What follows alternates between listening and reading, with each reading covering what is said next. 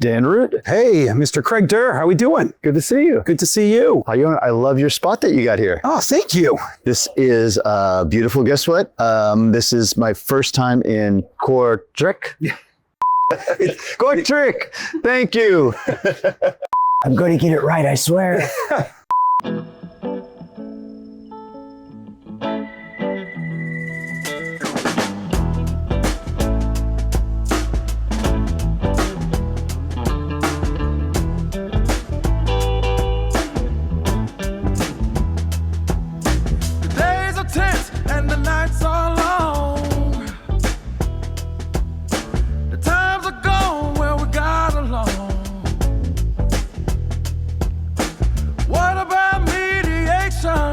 What happened to the middle ground?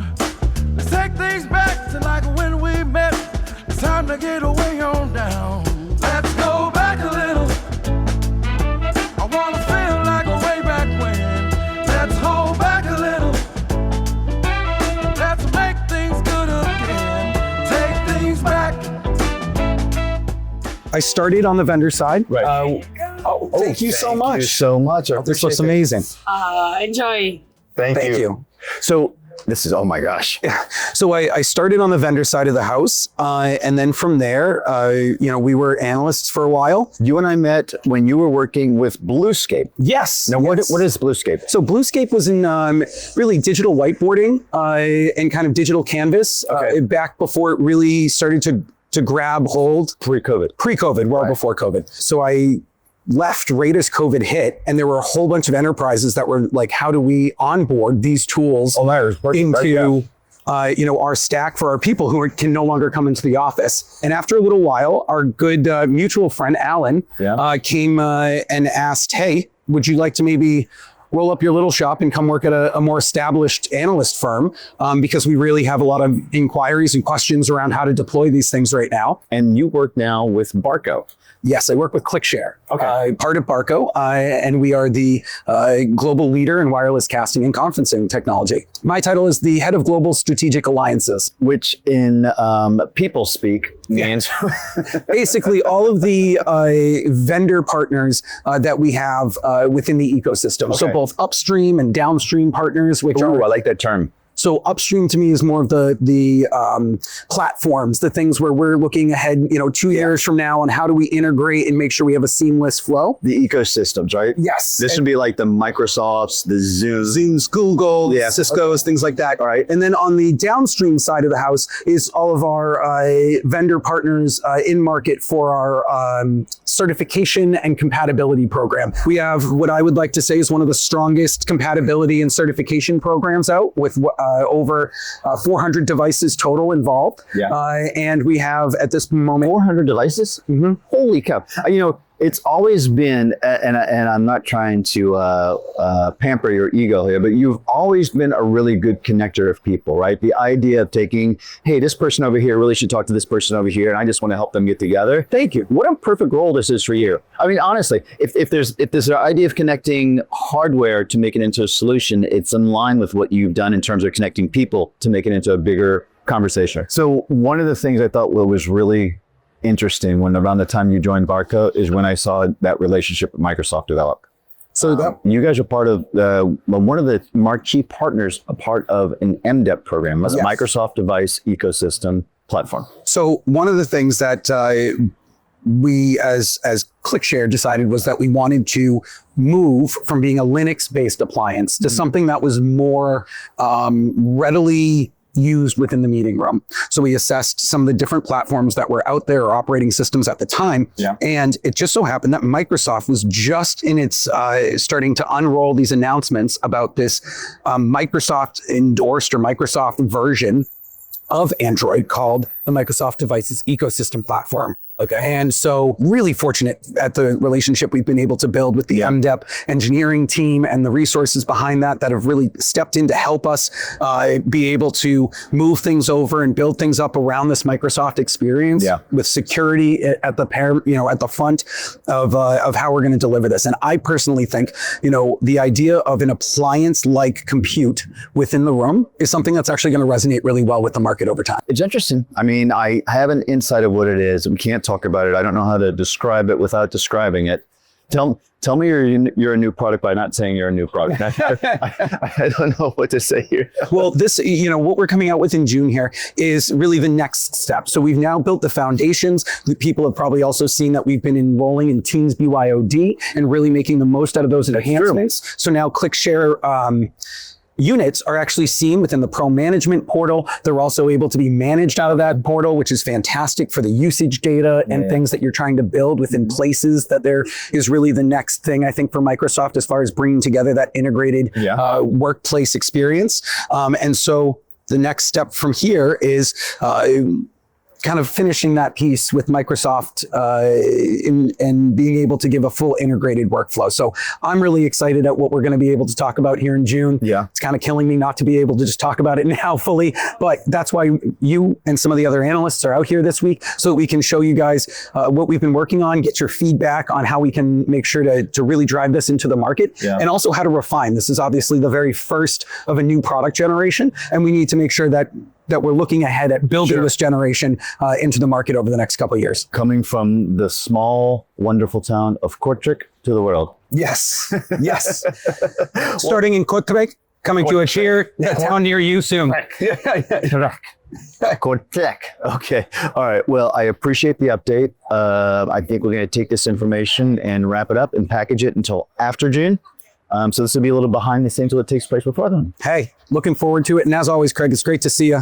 Looking forward to seeing you in Orlando in a couple more weeks. But in the meantime, let's go and explore Belgium. I love it. Let's do that one.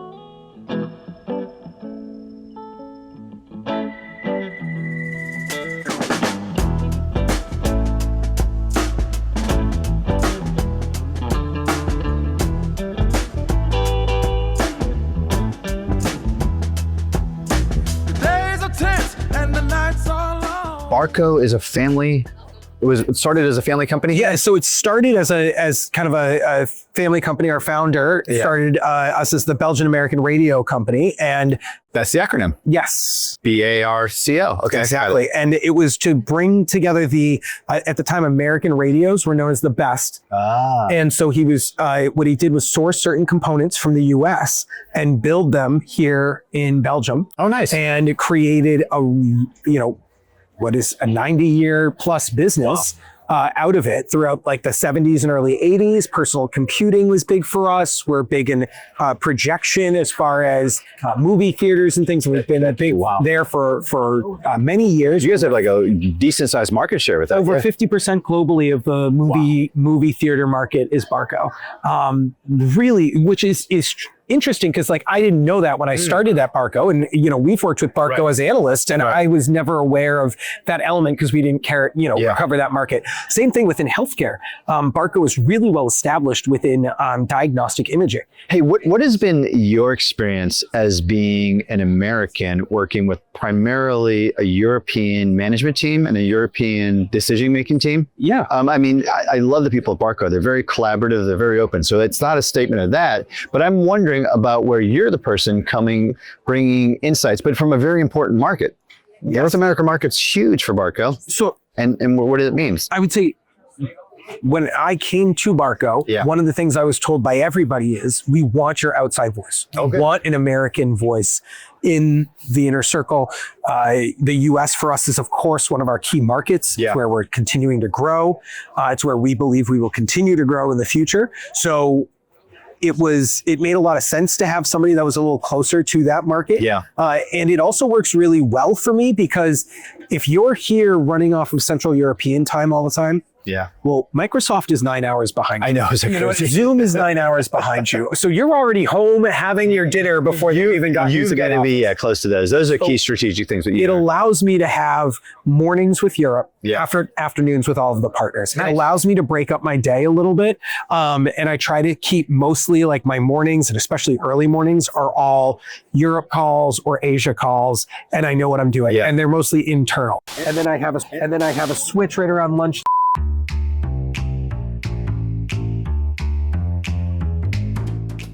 Tomorrow we're going to go all through the Barco area? Yes, all through the Experience Center. You and I will take a walk around outside. I'm excited for you to see the juxtapositioning of a very new age, modern enterprise building. Yeah. Quite literally set in farmland of Belgium. That's really it's a very interesting juxtapositioning, but I think it's just a beautiful campus to pull up to in the morning. All right. So I'm excited to hear what you think. Bright and early tomorrow morning. Yeah. See you there.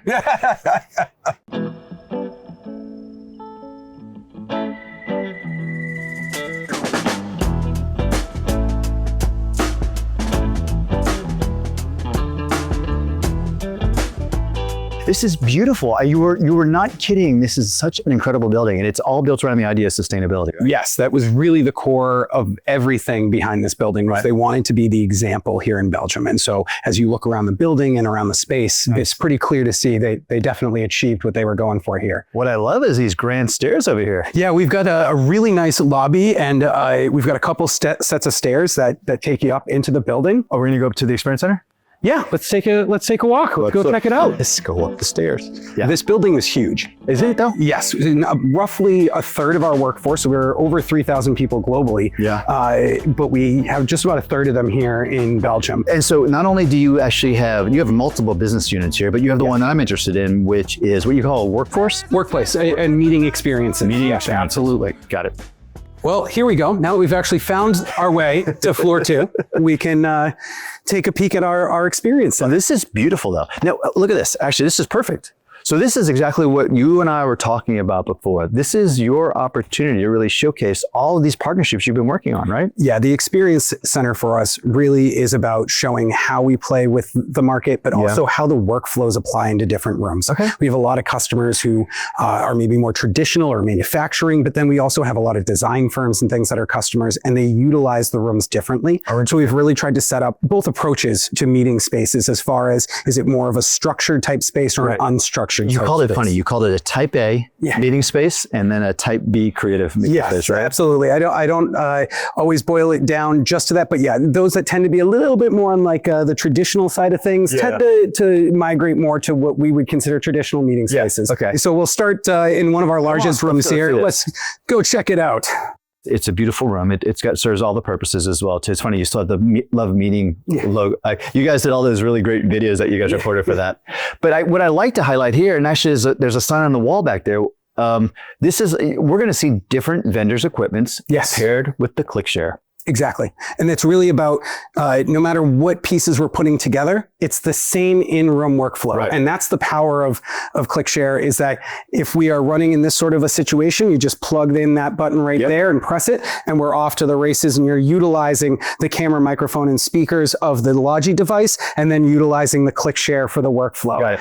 So right now, this is set up, I'm going to guess by the screen, as a BYOD use case scenario, right? This room is set up primarily to be a BYOD space. Got it. And as we go through the spaces, you'll see some of them are set up to be more primarily a room system, and some are more set up to be primarily a BYOD approach. Got it. In both cases, the end workflow to interact with the room is either start a meeting on a touch or plug in a button and press it. And that's all you need to do to get these rooms to your goal state. You guys still lean into the term a little bit of bring your own meeting? Yes. Does that mean a lot to you? It does. And I break it down more to interoperability. Okay. And it's the flexibility to use the room for any platform versus just the room system that may be there. So this space that we have here, as we work our way around the Experience Center, is still what we consider to be more of a type A, but a type A ideation space. So the furniture itself is all pretty much set in the space, but we're working with a 21:9 aspect ratio Jupiter monitor here, as well as with our partner Jabra and the Panicast 50 that they have. You have to look over to the cheat sheet here, right? Well, you guys have a lot of partners here. I mean, it's a lot to manage. I feel like we're hitting a point here. This is like crossing the threshold. That's type A. Yes. Here's the bridge. Let's cross over. We're going to now go to the other side, the other approach. Come on. So first up is same size room like just saw. Yeah, exactly. It's the same size as the room on the other side, but it's laid out a little bit more creative style. The beauty of this room is how easy it is to flex, and the entire thought process is the intelligence around the room should be taking care of it for you, and you shouldn't have to interact with that space. Brussels. Yes, this is meeting room Brussels. And this is actually 2 meeting rooms put together. Okay. And so the thought behind this was a space that could flex to the needs of what was going on in the moment. So you have a space over here that's more, phone booth style in the sense. Yeah, I mean, I recognize this. This is a higher this is a size. Steelcase product, right? Orange Box, which Yeah. is a subsidiary of Steelcase. Got Yes, it. absolutely. And we actually worked with them for the entire experience. Wow, it's beautiful furniture. It's functional too. All right, now this one, to me, this is also a little bit of a creative space. It's almost like it's a twist on the conference room table, right? Yes, it's more of the high top. It's almost a cross between what you would find at like a bar versus the office. But that was the intent behind this place. Is it's meant to be. I don't know if they're charged right now. Don't trust me on that. But the goal when you come over here is something that should be more approachable. It should be someplace that's a gathering spot within the room. And so we're utilizing. It's a community table. I mean, that's what you want to call it. I think that's the way I've heard it, and I reference to it in some of the work I do too. Sounds good. All right, let's get out of here then. Well, this has been incredible. I mean, again, I feel very fortunate to have a chance to travel so far for a great cup of coffee with a good friend. I'm glad you had a chance to meet Dan. I think what he's doing right now in this space is fantastic. Well, speaking of which, Dan, how are you doing? Hey, I'm doing well. How's the rest of the afternoon gone for you? So it has been fantastic. I mean, what you guys have here as an experience center is just world class. It's premier. I love it. Thank you. I got to say, I felt the same way the first time I came here. You know, I'd worked with Barco for a few years before working in the company, but had never had the opportunity to come to headquarters. And the first time you kind of walk away with this like, wow, I'm really proud to work for this company kind of feeling. So I hope you have had a great day here. It's been fantastic. Everyone's been very insightful, sharing a lot of great information. I love the fact that you are trying to embrace this idea of making meetings both personal and over video being lovable. I love it. It's like a great line that I saw Yannick share with me. Yes, absolutely. We are always focused on delivering that lovable meeting experience. All right. I think I got a taxi waiting for me. Yes, you do indeed. And I will catch up with you back at the hotel. Okay. All right. Have a great afternoon. More meetings for you? You know how it goes. All right. I'm only in the office every now and again, so okay. Talk to you soon. All right, everyone. That's going to wrap up this episode of the Collaboration Cafe. I hope you enjoyed this tour around Kortrijk, Belgium, the Barco headquarters, and meeting my good friend, Dan Root. Until next time, let's get coffee. I wanna feel like way back when. Let's hold back a little. Kortrijk, Kortrijk, Kortrijk, Kortrijk, Kortrijk, Kortrijk, Kortrijk, Kortrijk, Kortrijk.